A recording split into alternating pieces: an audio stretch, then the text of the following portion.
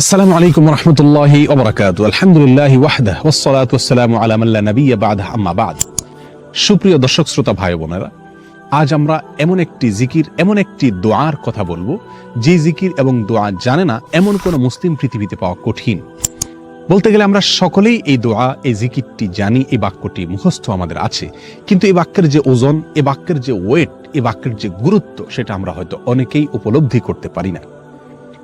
মুস্তাদরাকে হাকিমে আবু সাঈদ খুদরি রাদিয়াল্লাহু তাআলা আনহু থেকে বিশুদ্ধ সূত্রে বর্ণিত এক হাদিসে নবী করিম সাল্লাল্লাহু আলাইহি সাল্লাম ইরশাদ করেছেন, একবার আল্লাহর নবী মুসা আলাইহিস সালাতু ওয়াস সালাম আল্লাহর কাছে দরখাস্ত করলেন, আল্লাহর কাছে আবেদন পেশ করলেন।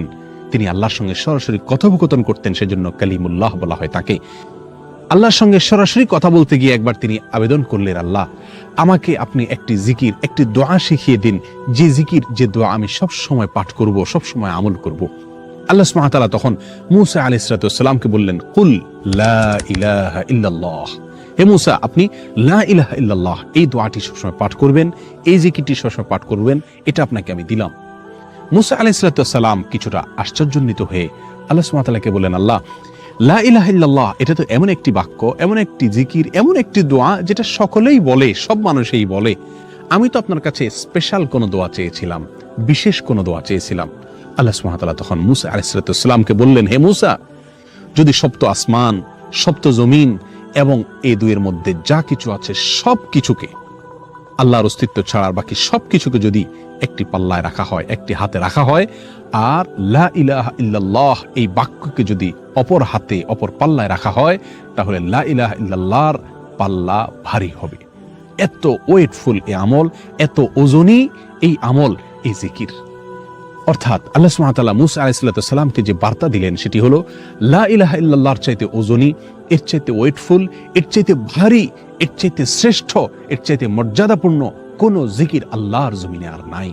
প্রিয় বন্ধুগণ, মূসা আলাইহিস সালামের জন্য সবচেয়ে স্পেশাল দোয়া হিসাবে, সবচেয়ে স্পেশাল জিকির হিসাবে আল্লাহ সুবহানাহু ওয়া তাআলা যে দোয়াটি নির্বাচন করলেন, যেটাকে সবচেয়ে ওজনী আমল হিসাবে আল্লাহ সুবহানাহু ওয়া তাআলা স্পষ্টভাবে ব্যক্ত করলেন, সেটি হলো লা ইলাহা ইল্লাল্লাহ।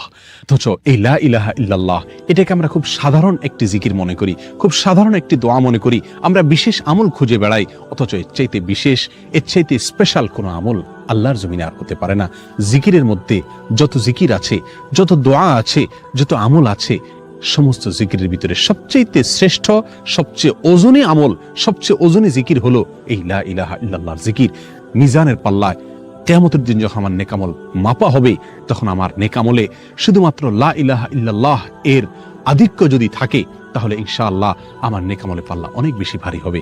আসুন, চলতে ফিরতে, উঠতে বসতে, অবসরে, কাজের ফাঁকে সব সময় মুখ থেকে, অন্তরের গভীর থেকে লা ইলাহা ইল্লাল্লাহ উচ্চারণ করতে থাকি। অন্তর পরিষ্কার হয়ে যাবে, অন্তরের ময়লা দূর হবে, অন্তরের পেরেশানি দূর হবে, অন্তরে আল্লাহ সুবহানাহু ওয়া তাআলার প্রতি আস্থা বাড়তে থাকবে, ঈমান বাড়তে থাকবে।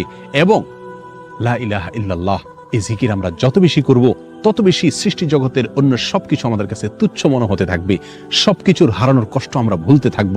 আল্লাহ সুবহানাহু ওয়া তাআলার কাছে আমরা খুব বেশি নৈকট্য অর্জন করতে পারবো। আসুন বলতে থাকি, বেশি থেকে বেশি অন্তরস্থল থেকে ঈমানের সঙ্গে লা ইলাহা ইল্লাল্লাহ।